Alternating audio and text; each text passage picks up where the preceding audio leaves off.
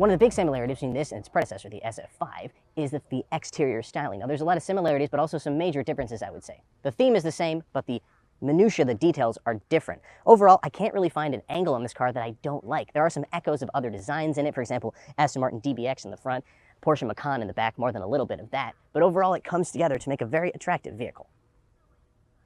Now, when you first see the name here, you might think it's pronounced Aito. I certainly did, but it is Aito. Now, what does AITO stand for? They were nice enough to include a little license plate cover that tells us, adding intelligence to auto. Now, does O start with A? No, but oh well, it comes together pretty well. Let's look at rear cargo space. Official numbers for rear space is 369 liters with the seats up. I believe 776 liters with the seats folded down.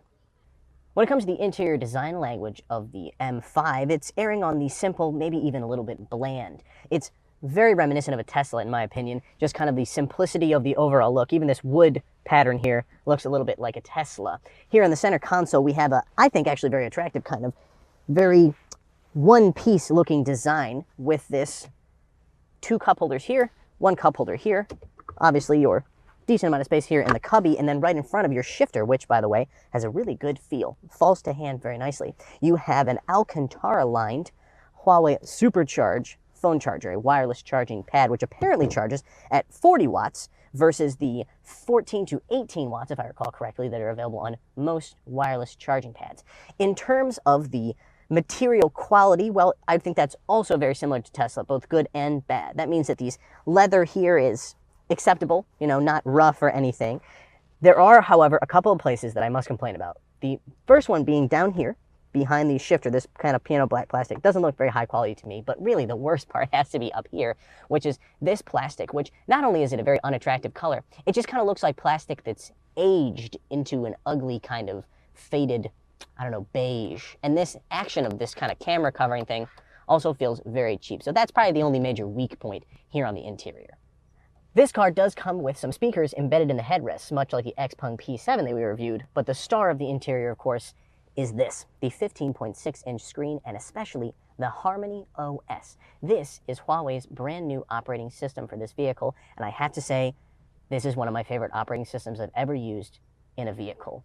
Now, this has a lot of really good features. One of my favorites is, for example, is the fact that you can choose different menus and apps to put here at the bottom of the screen, things you often use. For example, you could have your settings, you could have the Maps app, you could have the weather, and you can also delete those or add in other ones. It's very intuitive and very easy on the eyes. It's mostly just a picture up here with some menu buttons at the bottom. The built-in Maps app is Huawei's own. They call it Petal Maps, petal as in rose petal, flower petal, and it's actually very easy to use. I was using it today for the first time, and I found it very nice. The screen itself, high resolution, overall, genuinely one of my favorite operating systems that I've ever used. But that's not surprising. This is Huawei we're talking about. They make operating systems for everything from computers to cell phones. It's not surprising, given their experience, that they would succeed, especially in this aspect. All right, the back seat of the M5. Now, this is a mid-size SUV, and back seat space does reflect that. I will note this seat is actually farther back than it normally would be, but still a very decent amount of space. 2 Type-C charging ports down here.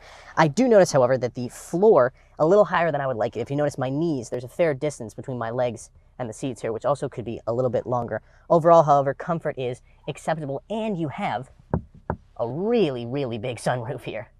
Before we get into the driving portion, I'd love to give you a look at the engine, but, well,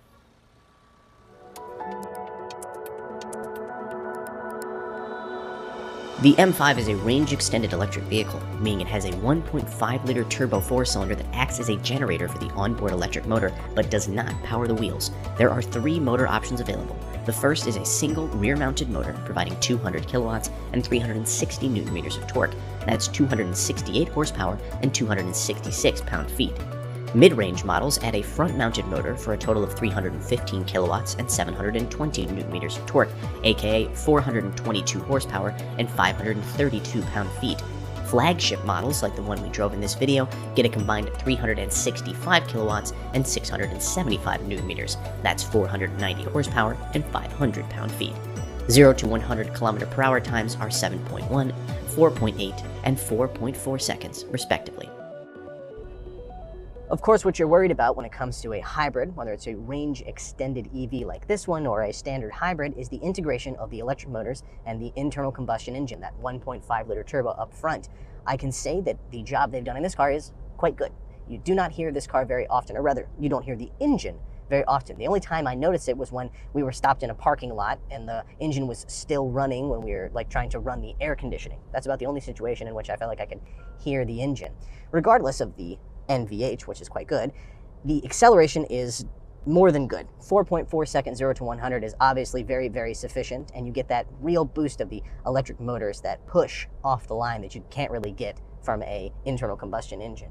There is obviously, thanks to the great OS that I mentioned before, there's different driving profiles. I have an individual. I've of course selected from the 4 different acceleration modes: mild, standard, and intense.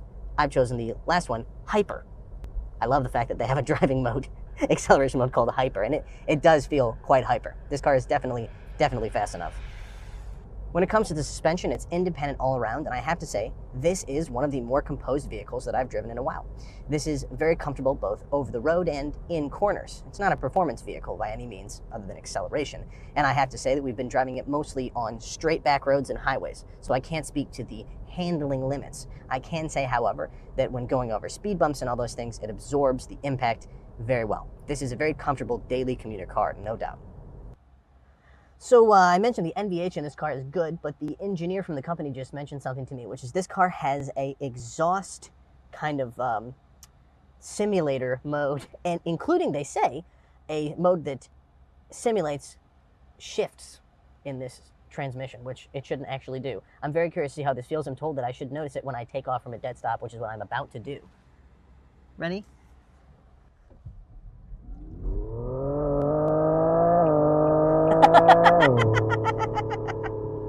Yeah, I don't know if you can hear it, but it simulated shifts. You can't feel them, obviously, but it definitely simulates the sound of a shift. You know, is it useful? No, but it's pretty fun.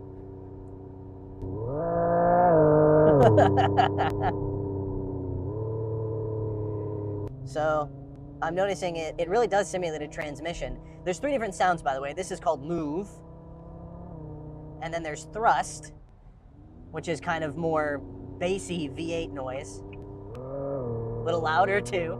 And then there's tech, which is kind of your futuristic electric car noise. When you put it in thrust, one of the things that I notice is when it simulates a transmission, listen. When it downshifts, you can hear the RPMs jump a little bit. And when it upshifts, the RPMs go down. It's kind of fun. I got to admit, it's pretty fun. This car, of course, comes with the safety and driver assistance systems that you would expect. That includes adaptive cruise control and lane keep assist. The adaptive cruise control and lane keep assist systems are, I would say, about industry average, meaning they have a little bit of ping-ponging between the sides of the lanes, but nothing that's going to make you car sick or anything like that. They are definitely useful in traffic, which is really what these systems are ideal for. This thing shouldn't be driving for you constantly. You should just put on the adaptive cruise control, at least in my opinion, let it maintain the distance, and well, you drive the car.